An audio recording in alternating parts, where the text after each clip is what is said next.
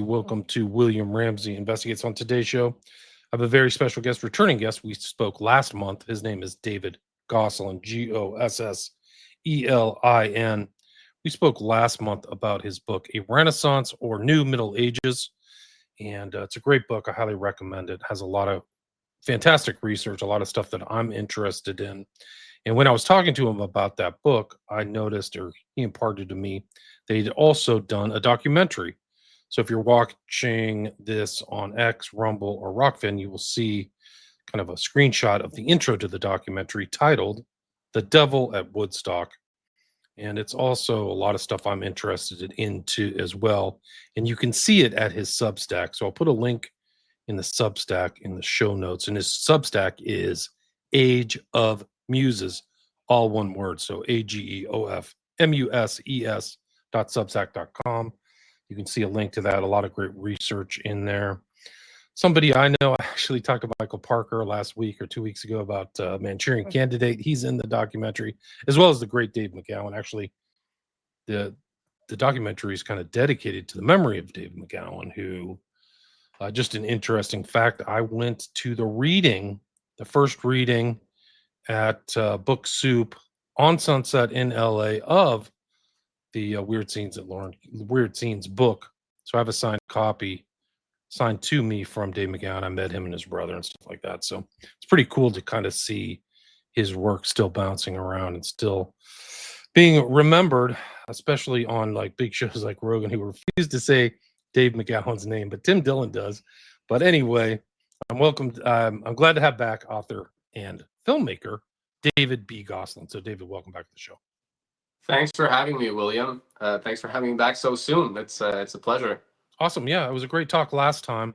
And I'm glad you came back to talk about this. Maybe for people who didn't catch our earlier episode, you can talk about your background, your writing, your work, where people can find your work, and then what led up to the research and compilation of this documentary, The Devil at Woodstock. Yeah. So, I mean, I've been working on this kind of stuff for a while. The Devil at Woodstock is a culmination of many different fields of interest that I've had over the years, from psychological warfare to the role of art and culture in shaping society, to classical poetry and the Western classical tradition that goes back to the ancient Greeks, right? Aeschylus, Homer, Sophocles, the classical Greek stage, pretty much. And so I take a very broad perspective when we're talking about art, which is what this documentary is technically about, though it's a lot more, is really the role of art in shaping our thought, our emotions, and the images that are proliferated in society. So The Devil at Woodstock specifically is about the emergence of the 1960s counterculture, which was one of the most pivotal moments in modern history in terms of really reimagining Western civilization, if you will. So I've always been interested in, how do people form the identities that they do? What's the difference between just being a regular, I don't want to say normie, but normie where you don't have a historical sense of identity, right? You don't really have a sense of the larger narratives shaping society. As Tim Dillon put it, I'm a Tim Dillon connoisseur. Him and Ray Kump were talking about in one of the recent Patreons. They were saying, like, what is a normie? And a normie is pretty much someone who said, this is how I was told life works. This is how things work. And this is how I've chosen to live my life. And so there isn't too much questioning, right? And so I don't think there's anything wrong with, being a regular person. But I think part of being a regular person is we ask questions, right? We're curious and we want to know why things are the way they are. That's how we're all born, right? Every child says, why? Why this? Why that? Why that?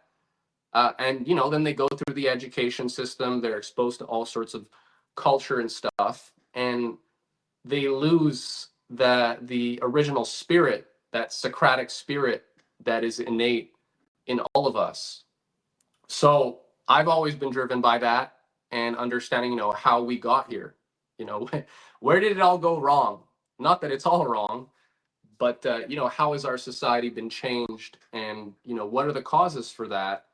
And so that's what led me into the question of culture, history, and the 1960s is really a pivotal moment to really make sense of everything up until now, and including now the new shift, which is kind of going the polar opposite, away from an age of Aquarius, in some ways back to more the Apollonian age of like militarism and formalism, right? You kind of have a Templar revival, if you will, and the excesses of the new age and stuff are now sort of, it's just a different iteration of the same thing. But yeah, it's important to know how we got here, right? If we're gonna make any kind of difference or make sense of what's going on, we have to know how we got here, and we have to know where we're headed so that we can play it out as if it were a classical Greek drama and see what happens, right? Like, see, like, do we like the future that we're about to play out, and what would be necessary to avoid a tragedy? Right, that's a great question. A lot of people take it for granted. I would say the normie mindset is they're not curious how we got here. And that incuriosity doesn't take into account this kind of social engineering and the movement or shifting or nudging of societies.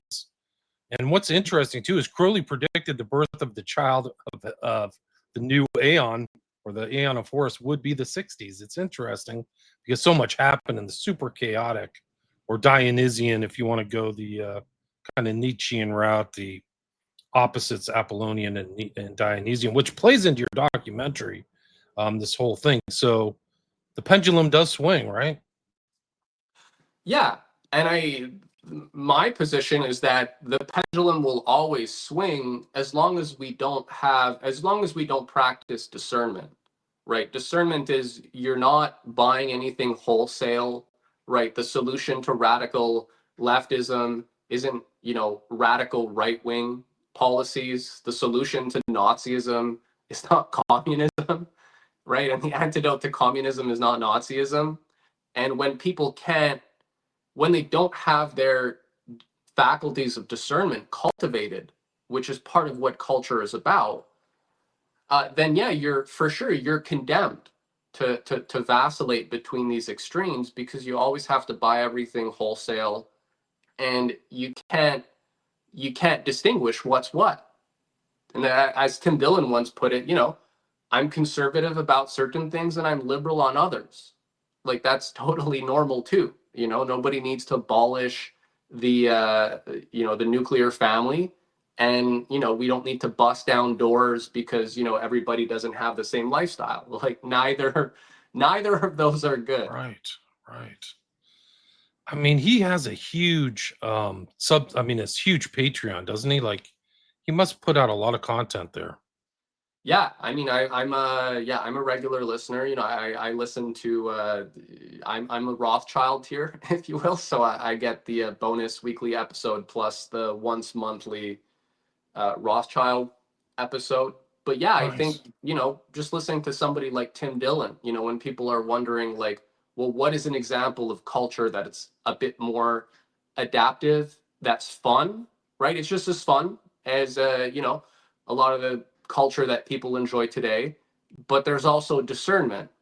And the funny thing today, I think, is that comedy, even in ancient Greek times, it was just the mirror image of tragedy. Whereas tragedy is playing out the extremes, right? What happens when you have stupid ideas and you're committed to them till the very end? All sorts of bad things happen, right? You're not able to reconsider. You're not able to analyze your axioms. Comedy is similar, right? It's satire is kind of pushing things to the extreme and seeing how ridiculous it is, but oftentimes by pushing people to those extremes, you can get them to laugh at their own folly, right? Because you see that if you keep thinking this way, right, the consequences, if you play it out until the end, are absurd. And so I feel that it's such a powerful tool, especially in modern culture, where whether tragedy or comedy, we get people to play things out until the end, you know, play that bad movie till the end, you know, see how you like it. Don't just stop at the rom-com, you know, it's the first date and everything's going well. You know, but then it turns out that it's actually like a horror story, and you just you It weren't paying really, attention. maybe we take it for granted, but the comedians are the truth tellers of our age. Look at Rogan, Dylan, Theo Vaughn. The list goes down of like people telling the truth who are comedians. So like the jester plays this important archetype and role, right? I mean, there's just absolutely shouldn't be questioned. Absolutely. And I think you kind of need that if you're going to delve into the kind of fields of investigation that we frequent, right? You know, for the Luciferian sort of takeover of a lot of our political, cultural, and social institutions, to, you know, whatever, just the banality that it permeates our society. You got to be able to laugh, and you got to also, I think we have to be able to think like tragedians, which is not that different from thinking like comedians, which is that, you know, we're looking at a tragedy. And so what's really missing, right? Why do most tragedies happen? Most tragedies happen because we're not really willing to zoom out. We're not really willing to take a step back and be like, you know, what is this, you know, where is this all headed? What does this really look like? You know, what are going to be the consequences of these decisions? We're so committed to the idea, and we're so certain, right? We believe in things so hard that the idea that something opposite or different could occur, a completely different outcome, isn't something we're willing to entertain. We're not even willing to entertain it. And the comedians and the tragedians are the ones who force us, right, to entertain those things. And it's actually, you know, it's usually a positive outcome when we do. So that's kind of my conception of art in a nutshell. You know, and this plays into a lot of the mind control research that I've talked about in the book, and that we cover in this documentary, which is, long story short, a lot of hypnosis is pretty much it's visualizations, right? It's inductions. We're emoting with certain images. We have positive or negative affectations, positive or negative feelings towards a certain set of images, and that's implanted in us. And then as long as we don't question that, we're sort of always, anything that's kind of against what we believe is the right thing, we think it's bad, right? And the hypnotists are all about just getting people to play these things out, play out these movies in the way that they want you to, play out the predictive programming in the way that they think the script should be written. And so we see that with a lot of modern entertainment. Netflix, it's all this dystopian crap, which is just meant to blackpill people, if anything, where it's like, hey, if it's going to be the day after tomorrow, or it's going to be a zombie apocalypse, or I'm going to be next in line in the Hunger Games, I may as well look out for number one and find the best scam that I can, you know, the best pump and dump, the best crypto scam or stock scam, so that I can, or drop shipping scam, so that I can get out of this game. And so that's what we're constantly hit with. And the thing that I think is important, you know, take a beat is, well, okay, but let's say that's not what would be an alternative? What would reality look like if we weren't to go over the edge? What if reality would look like if we weren't to play out these bad movies until the end, and there was actually a change in how we thought? You know, we actually rebuilt our physical economy. We actually had a nuclear renaissance. We actually had a space renaissance, back to the kind of optimism we saw in the Kennedy era, where people believed in the future, right? Little children, if you'd ask them what they wanted to be, they wanted to be astronauts, they wanted to be engineers. They wanted to go into STEM. They weren't afraid to make a sacrifice or to put in the effort because they knew there was something waiting for them on the other side if they were willing to do that. But if you take that away from people and it's just a pump and dump, then yeah, obviously you get this kind of self-centric world where everybody's just looking out for number one. And the higher consequence is that nobody's thinking about the future, right? No, there's no vision for society. Everybody's living in the moment. And I mean, that's pretty much what Luciferianism is. There is no real morality. It's go by your feelings, pursue pleasure, and avoid pain at all costs. Right. So we went from the Dionysian or Apollonian to the Luciferian. Like, that's even more scary. But we slid into it without any self-actualization. It's almost like that was the real hypnosis or mind control, is to kind of get you there without ever saying, whoa, whoa, whoa, and doing some like self-discovery. I think comedy and maybe even like classical theater or whatever is that path of self-discovery or awareness. Maybe that's the benefit of all good theater, is that you come out going, I don't want to be like that. I don't want to end up like that. I don't want to end up in this tragedy. Or the comedy teaches you something that at the end, like, okay, I came out a different transformed person by my own design, not by somebody else's design, right? Yeah. And I mean, one of the ways that this really became clear to me it was in reading one of the bad guys, if you will, Richard Bandler. He wrote a book.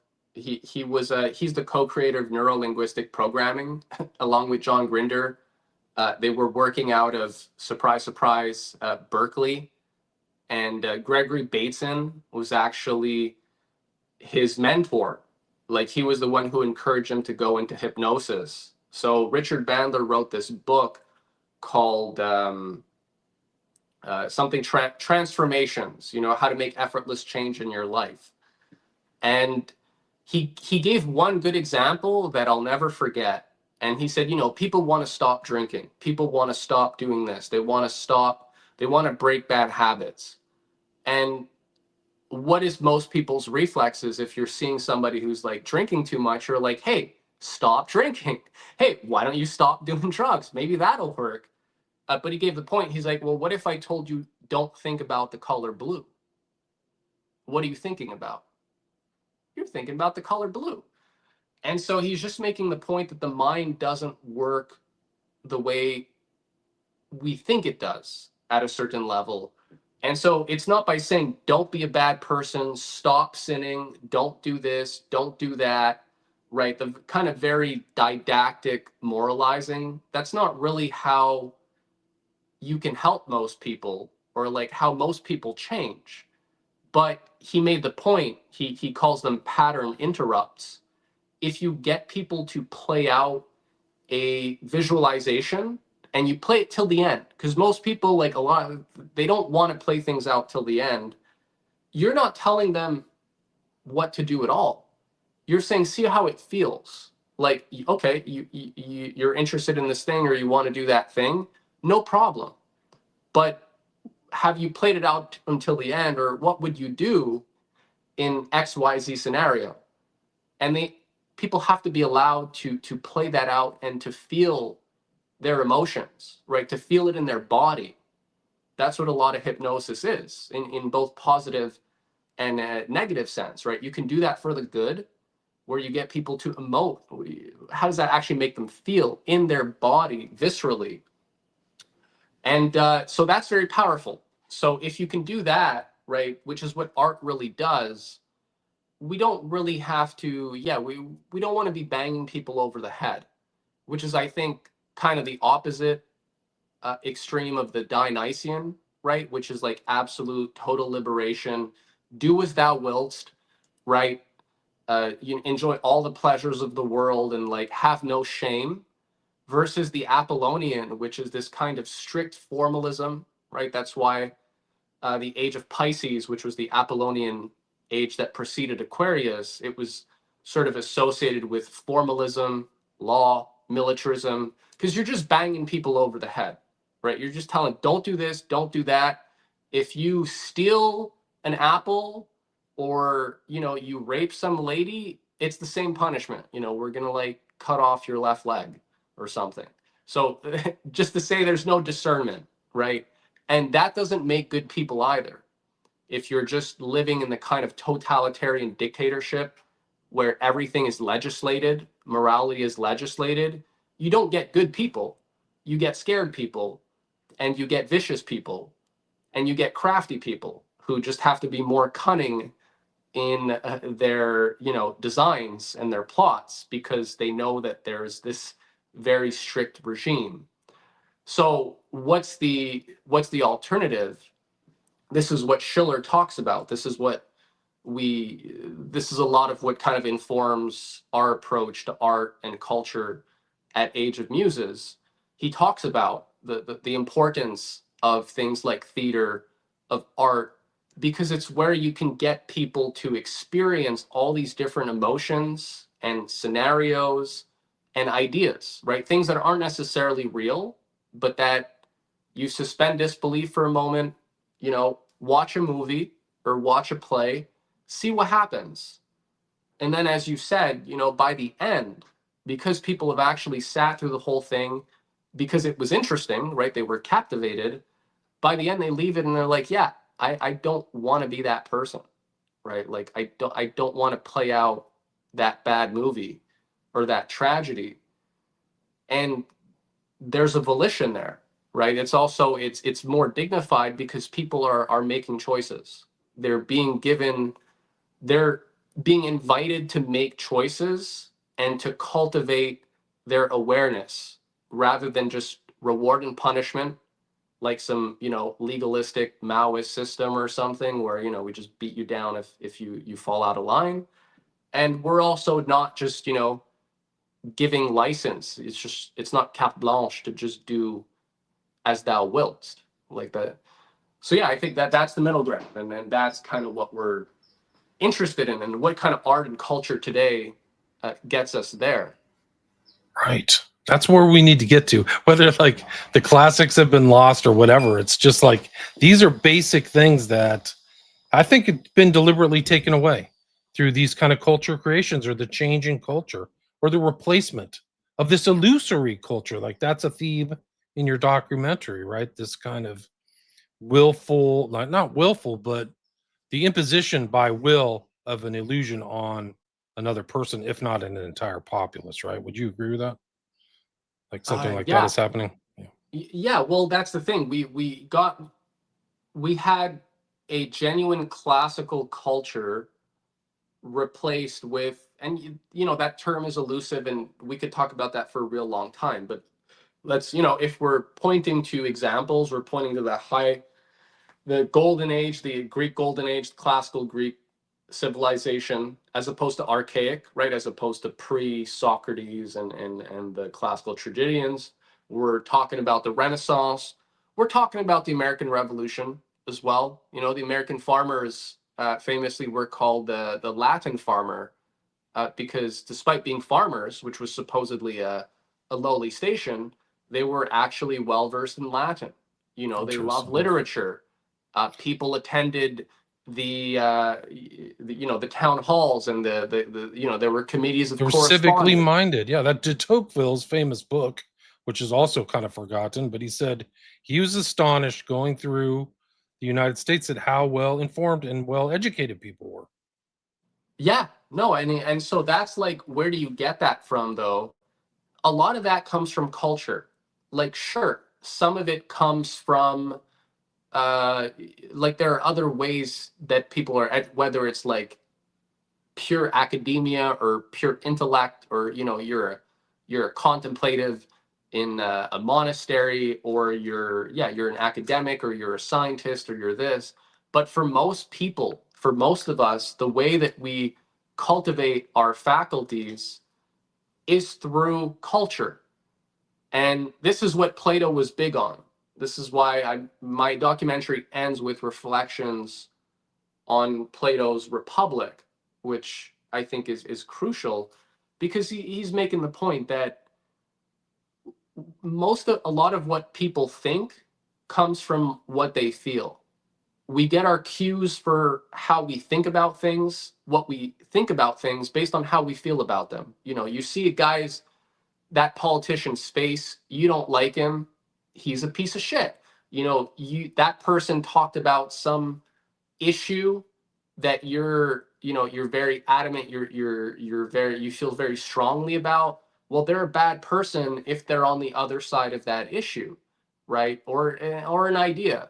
You know, if you're a radical right winger and you run into some, you know, random liberal lady, well, she's on the side of Satan. You know, she's a Luciferian. And so you basically, that's where we're getting our cues from. And Plato's making the point that, well, good culture has to help people develop, give them the right cues, because culture can do the opposite. Culture can go either way. It's not this kind of absolute Puritan, you know, morality play, it's not just some, you know, it's not a Dionysian kind of cathartic thing where you're just supposed to have an experience, and you have that experience, you know, you go to an EDM rave, was super awesome, then it's over. You know, you have this high, and then you have this low. Now, you know, go back to your factory job, asshole. Like, that's not the feeling you want either.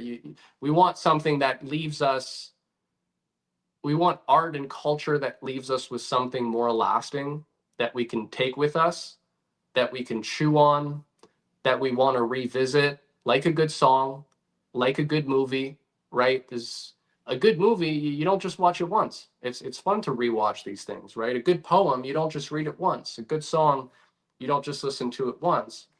But if all that stuff gets distorted, and you know, Lady Gaga is singing about rolling babies' heads down pyramids, or you know, whatever they're singing about these days. She's not actually singing about that, but it may as well Pretty in close, some yeah. I respects. know. It's like, well, then you have a problem, because what's made to be fun, what's made to be kind of ecstatic and cool, is like, you know, a marriage with Satan. It's like the I was listening to The Weeknd. He has a song called Sacrifice, and it's all about not wanting to sacrifice the night for your love. Like, that's one of the lyrics, and it's super ambiguous, but the music video is literally the guy kind of strapped to a thing, and it's like a ritual sacrifice, and it's all these guys in black robes, or all these cloaked figures kind of dancing, and it's disco, but it's a sacrifice. And there's tons of these things. So, but you could go back to the Doors. Riders of the Storm sounds like some young girl being kidnapped and sacrificed. So it's always there. And I think what's important, we're not here to, again, bang people on the head, but awareness, right? Like, well, why don't we actually think about what these things are about? You know, let's explore that. Yeah. Jim And what, Morrison's lyrics are incredible. Like, if you read some of this, he's talking about blood drinking. If you read Peace Frog, because he's in your documentary, but I think the lyric is blood stains the roots in the palm trees of Venice, bloody my love in a terrible sunny, bloody red sky of fantastic alley. Blood stains the tip of the finger, bloody in the room of a nation. Blood is the rose of mysterious union. Yeah, that's what it is. That's the line. Yeah. ooh, So blood is the rose of mysterious union. And that's about blood drinking, man. Like, his girlfriend was a freaking witch, Keneally or whatever her name was. So, and I mean, I've done shows on that guy. He was very acquainted with like kind of original magic kind of text, pre-Crowley stuff. So, right. Yeah, so that, and this stuff is everywhere. So again, are we saying, because I got some blowback, as I guess we'd expect, right, from the documentary, from people who obviously, you know, had a good time back in the good old days, and like that was kind of the soundtrack to their lives, right? A lot of the music. And I told somebody, I said, you know, nobody's telling you you can't enjoy the Doors music in the same way that nobody's telling you you can't have a cookie or you can't enjoy a Big Mac. But we just shouldn't lie to ourselves, right? Like, the truth should still be something sacred that we all aspire to. And there's nothing wrong with enjoying a bit of pop music, but it can't it can't it can't be allowed to shape the entire culture without anything else, right? Without an alternative, without people having access to any kind of higher form of culture that allows them to develop this awareness and not just have the kind of Dionysian cathartic experience and then it's over. And again, it's like go back to your cubicle, Right. and that's not nice either, right? So Do you know what's really weird is it's almost like the pop culture or the modern kind of culture becomes the almost mystical religion to some of these people, to some of these kind of like cubicle dwellers or something. Like they're so up on current events and celebrities and the latest kind of music and maybe fashion and kind of topical culture. It's like it's almost like a religion. It's almost like there's a temple to like plastic pop culture that these people worship at. It's really strange. It's like it supplants that kind of philosophical maybe, or ancient Greek kind of lens of understanding the world. It's really have you ran into those people? I don't know. I have. well, no, well, that's, yeah, there's this cultish aspect to pop culture that, because sometimes people will hear me and they'll be like, the discourse sounds a bit whatever, extremist or Puritan, or you keep talking about classical culture, et cetera, et cetera. But it's kind of the opposite. I'm saying that, well, no, people who like classical culture, people who, if you listen to Mozart, it doesn't mean you're part of some kind of like weird Mozart cult where you have this parasocial relationship with the musician and you're kind of just playing out your life through theirs. And that's what Tim Dillon was talking about in one of the recent shows. He talked about the Taylor Swift fans, and he just made the point that it's like, yeah, there was like some chick on CNN that was freaking out because Taylor Swift announced her engagement to that like Pfizer shill. I don't know his Right. name. I don't really care, but Football and player. yeah, he was just saying it's like her engagement is their engagement, her success is their success, right? Right. Her misfortunes are their misfortunes, and a lot of that, though, if you zoom in, it's like it's because they don't really have anything in their life that's really meaningful, that's really substantial, that they're excited about. And so people increasingly live their lives through the lives of others. And obviously, this is kind of, there's a pretty vicious feedback loop because, we got TikTok, we got YouTube, we got all this media where you can just watch that ad infinitum, and like people have the wildest lives that you could only dream of, and it's a bit fascinating sometimes, but it's like, so people live vicariously through the culture, and that's very different than what we're talking about in terms of the effect of listening to a great classical symphony, listening to Mozart's Requiem, or seeing Aeschylus performed on the stage or something like that. The experience is very different, even though they seem very similar. And I think that's what's important. Like, they seem very similar, they're very different, and the way to measure that is you can see the effects are different, right? The way people respond, how they think and feel watching a classical tragedy versus watching Taylor Swift do one of her spells at like a concert with like 80,000 people, and Right. then everybody says there's like news stories like nobody really remembered what happened at the concert. Yeah, like hypnotism. No, I've done a show on that. It's called the Taylor Swift effect. Effect. Her husband's Travis Kelsey. Right. Shout But out. yeah, but it is interesting, and one of the kind of interesting things I've studied and kind of element of hypnosis is this kind of blurring of personality between one character and another. Just like you said, it's not healthy to be that much, and some of these guys, like, they identify with other darker figures, but like allowing yourself to be hybridized with some of these celebrities is just I mean, the people allow them to do that stuff. Like you said, they have to be emptied or something before this happens. So this celebrity process is very curious and very dangerous. Like that's a dangerous part of any culture. Like at least if you're at a theater, or you go into a theater, you walk out, you're like, okay, I walked through a portal and I left that portal, and that portal signifies that that's behind me and in my brain. But in some of these celebrity cultures, it's not. There's no portal. Yeah, and as not to overkill, but Tim Dillon also made the point that, well, the other thing is that it's mediocrity. So it'd be another thing if, it was absolute excellence that was coming from, Taylor Swift's Love Story or whatever, all these songs and these albums, but these are not the verses of Aeschylus either. So if people, these aren't the Psalms, if people can't discern the qualitative difference between some kind of like romantic fairy tale Taylor Swift song and like the choruses of Aeschylus or Job or something, that's a problem too, right? Yes. Yeah, for sure.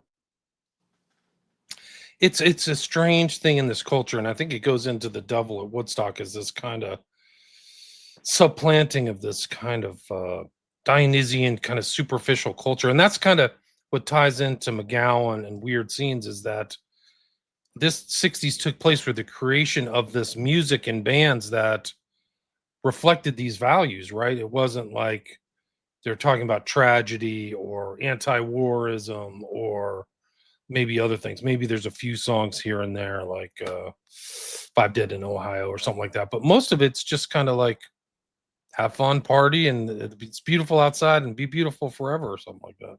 Strawberry fields forever, break on through the other side. And hey, and we all, I have sort of, I don't want to say sentimental, but there's a nostalgia there, right? I think that's the other thing to address. And that's why, as I've told people, like nobody's telling you can't enjoy, the Doors or the Beatles. That's really not the point.